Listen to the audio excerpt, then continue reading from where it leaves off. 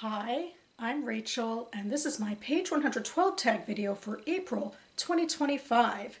And this is also the video where I will be disclosing my Buzzwordathon cover pick for 2025, April 2025 as well. It's a bit of a doozy, probably my biggest doozy and straining one that I've done so far this year, and I will leave the timestamp up here for when that part of the video comes in.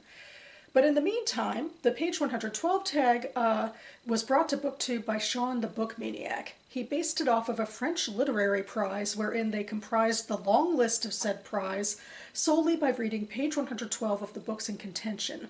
All of these books were novels, and in most novels, page 112 falls somewhere in the middle after all of the polished for editors pages so that you can only judge the book on the raw, real writing, and you have no other context for the rest of the story. I have been playing this game monthly since the beginning of COVID to slowly whittle down my physical unread shelves while I also build them back up again. I take 3 pieces of paper out of this handy dandy Books and Cats mug. These pieces of paper are titles on my unread shelves that I acquired in 2024 or before. So what I do is I pick out 3 at random, I read page 112 with you, discuss their merits, and then pick one of the books to join the month's TBR. And I've always enjoyed it as a sort of fun, spontaneous way to get in a little bit of reading. I feel like this year in 2025 so far, I've actually been pulling out a lot of pieces of paper that have been on my shelves for a longer time, which is kind of great to get them off my shelves, but it also means I've more likely played with them before and they're not new and exciting. So I don't know, hopefully we'll get some 2024 acquisitions in this round. We shall see. But anyway, let's get going, starting with book number 1.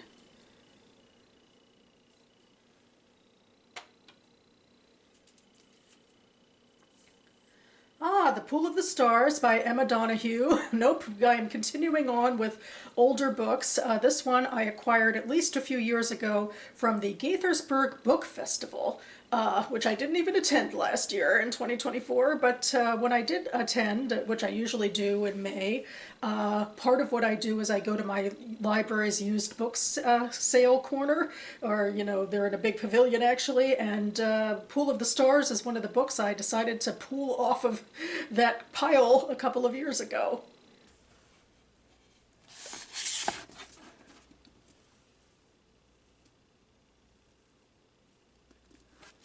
Okay, going on to book number 2. Once again, hoping we'll get to a 2024 acquisition. I mean, as I pull the rest out, maybe only 2024 will remain, but let's see what this one is.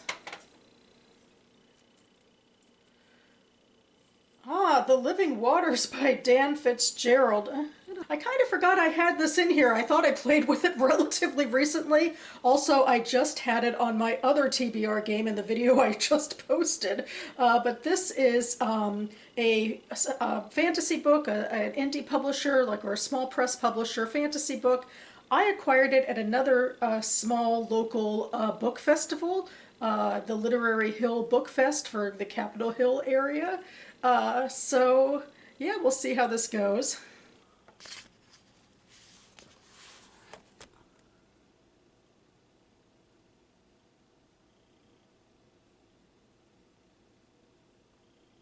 One final chance for 2024. It's hard to try to, I guess, ascertain if I'm just not pulling from the right area or something, but okay, well, I've snagged on this one. We'll see what it is.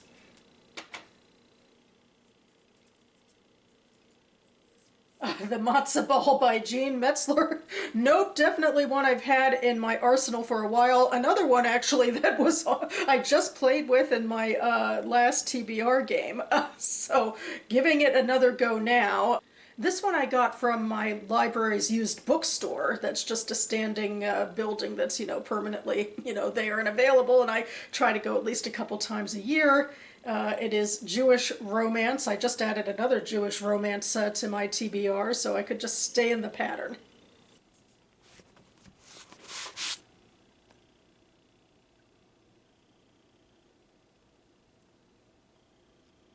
Okay, you've seen me pull all three of these books off of my shelves. I'm actually going to go ahead and, gather my thoughts by myself first, but then I'll be back with you in a jiffy, so stay tuned.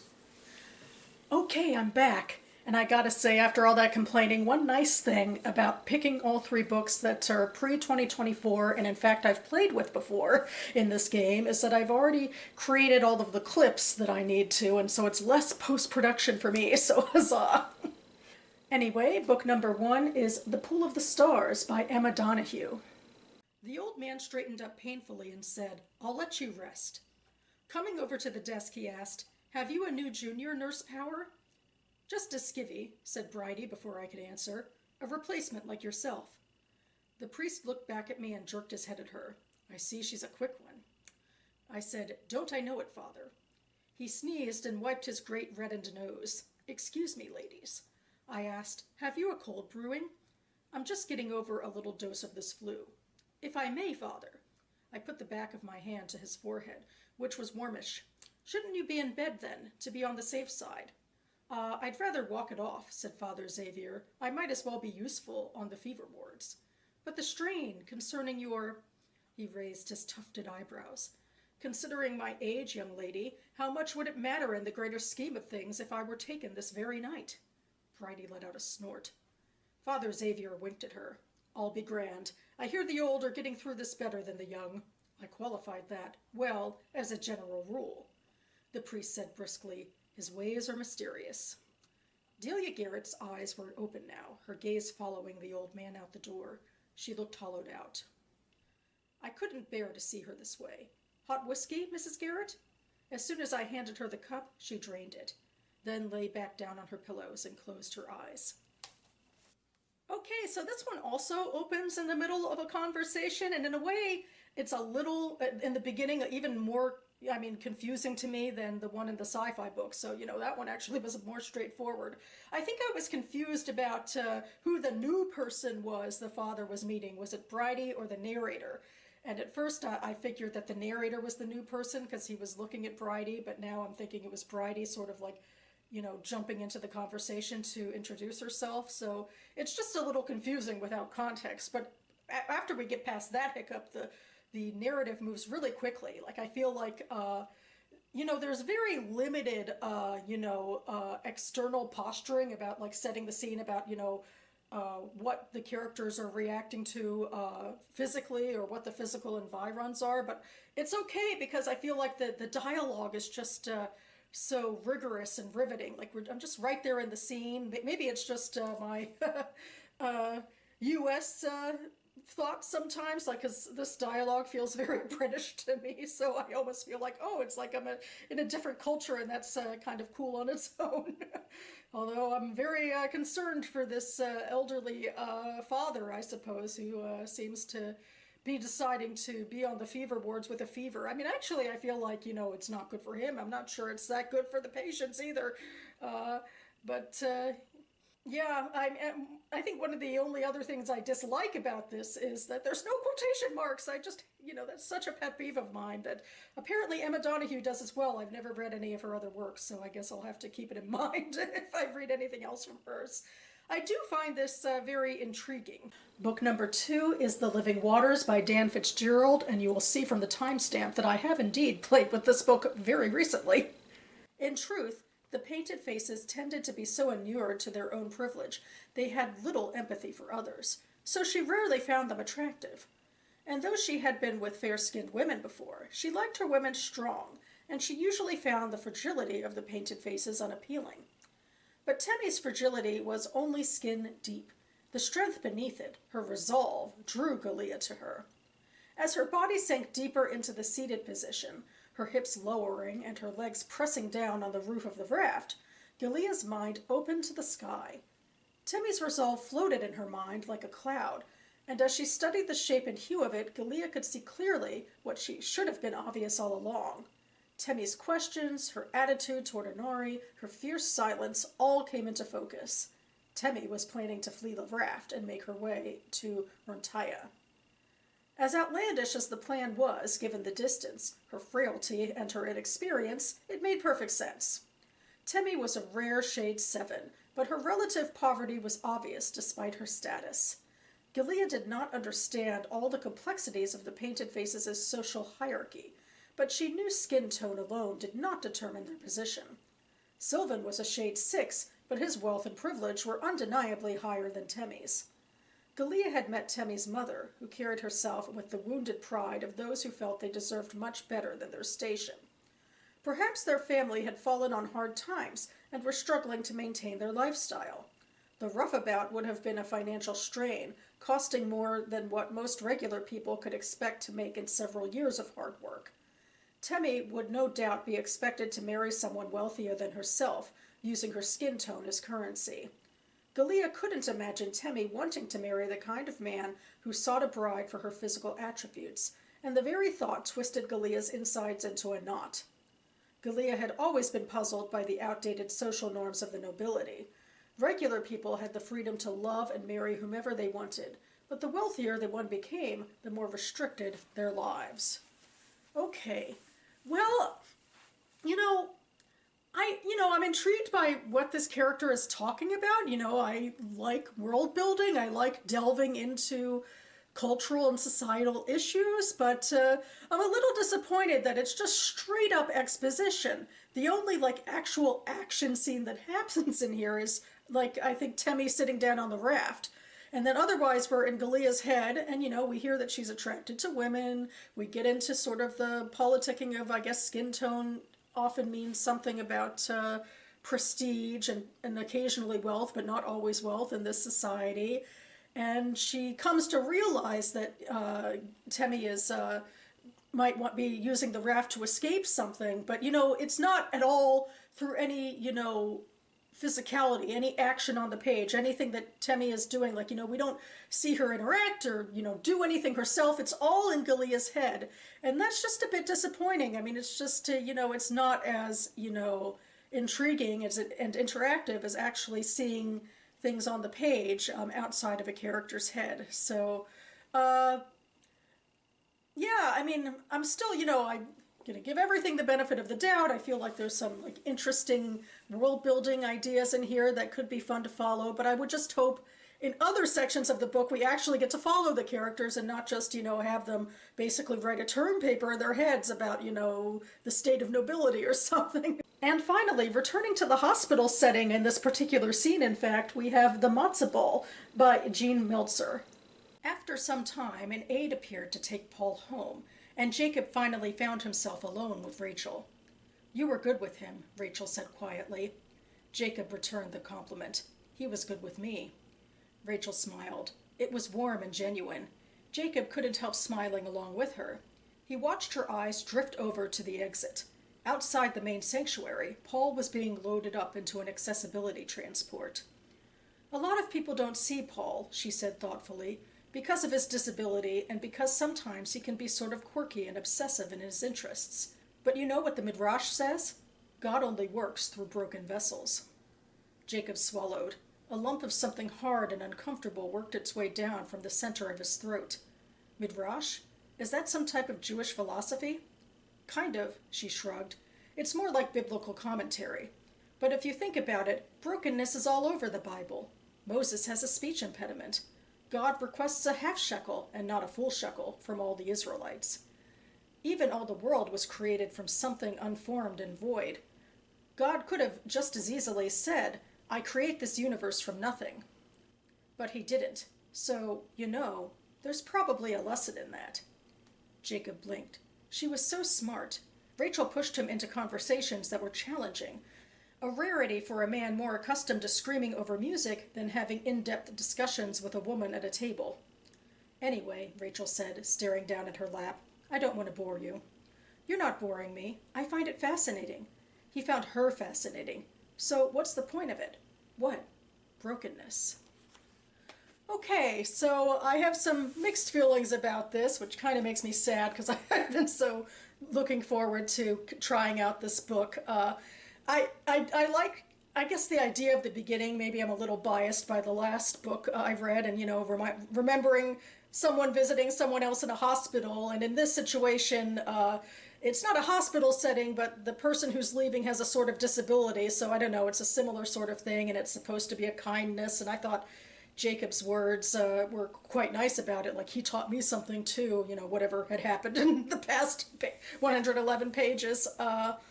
I also really, you know, love that there's Jewish commentary in here, and I guess I feel like Rachel's commentary on brokenness is the start to something that could be an intriguing philosophical conversation, but I don't quite buy that Jacob is so taken by it. And I feel like some of the main weakness of that whole thing is that Metzler doesn't have him respond to her. So why are we supposed to believe that he's actually being drawn into a conversation or thinking about things? I mean, I guess technically, sure, you could be thinking about things and not want to voice them, but it feels more like she's imposing this, or he's, you know, saying something without showing it, you know, that, oh, I'm so impressed by you, but I'm not actually going to show why. And so the whole idea of, I feel like what Rachel was saying could be the start to an interesting conversation, but it didn't actually go anywhere. And so through this page, I don't have much to go on in terms of this relationship and why it's working. And I feel like that's a shame. Okay, so we're back in the present, and the first thing I should do is at least skim one book off of the top. And I think in this case it is going to be The Living Waters by Dan Fitzgerald. I am disappointed that the vast majority of the page is just straight up exposition. I am still intrigued by the world building, but I wish that it could be, you know, discovered more organically, maybe through conversations and, interactions and, you know, seeing things a little more outside of the character's head than, just the character just, you know, explaining it all to us. I'm going to put this one down.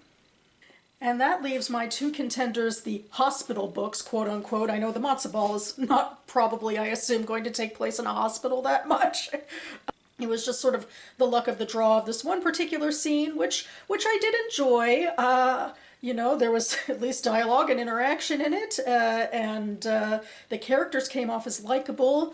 But I still am kind of grating at the fact that, you know, I was basically told that Rachel was smart, because I thought, and I still think she has the beginning of an interesting argument, but that the page kind of skipped over the fact of, what that argument might be, and, you know, proving to us that she's making Jacob think more deeply than he usually does. I mean, maybe it's something we would have seen more in, you know, previous pages, but we don't see it in this page, and it feels like, in a way, out of context, that she's getting more, you know, praise than she's worth or due, I say, to be critical of her. So I feel like in between these two, that this book, which more definitively takes place in a hospital, is the one where, you know, the characters pop more. I wish there were quotation marks, pet peeve, but in general, other than a little bit of confusion, I guess, in the beginning, which I'm pretty much over now about, you know, who was talking to who in the middle of the conversation, I like the idea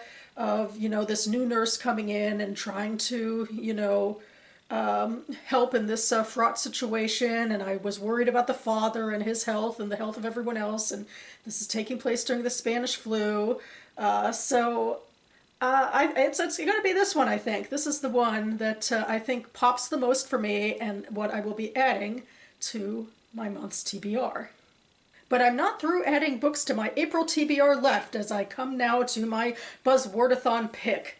I decided to play Kayla from Books and Lala's Buzzwordathon cover challenge this year. My first year doing it, and also the first year she's done covers as a challenge and not just, you know, title buzzwords.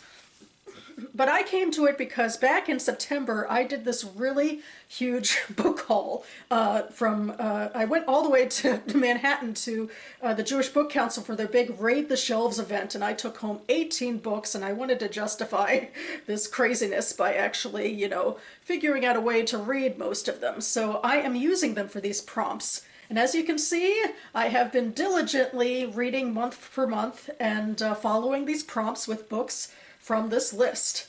And now we are up to April, and the prompt for this month is to have an animal on the cover.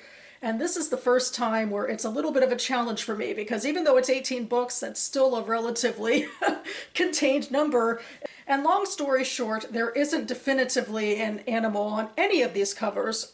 So I had to go for something a little more reaching and try to justify it. And anyway, I'm going to go with The Bridesman by Savion Liebrecht. But actually, and I've been planning to, hold up this book for April for months now, but I just realized that actually if I count the Europa edition icon, I can say there's an animal on the cover. I can't believe I didn't actually realize this until just before I started to film. And I had this whole big spiel, which is ridiculous, where I was thinking, well, technically this is a book about a wedding, and for some human civilizations and cultures and peoples, weddings are kind of like mating rituals, and mating rituals kind of put us in line with a lot of other animals. But I could, put all that ridiculousness away now and just say, let's just go with the icon. That still counts, right? Or if it's a reach, it's maybe perhaps less of a reach. And I'm just so excited that I guess I've technically done it and I have made this fit the prompt. Huzzah. And that about covers it for me now. I will leave the Goodreads links for all of these books listed down below, and also information about bookstores and book festivals and all that I've mentioned throughout this video, so check it out. And now that I have been adding loads of books to my April TBR, and we're significantly through the month, I should check back in with an Am Reading update, so I should hopefully have that coming up very soon. If you've read any of these books, I'd love to hear your thoughts. If you're taking part in any readathons or challenges, or even the Page 112 tag, let me know what you've been choosing and how it's been going for you. And in the meantime, thanks so much for watching, everyone. I'll see you next time.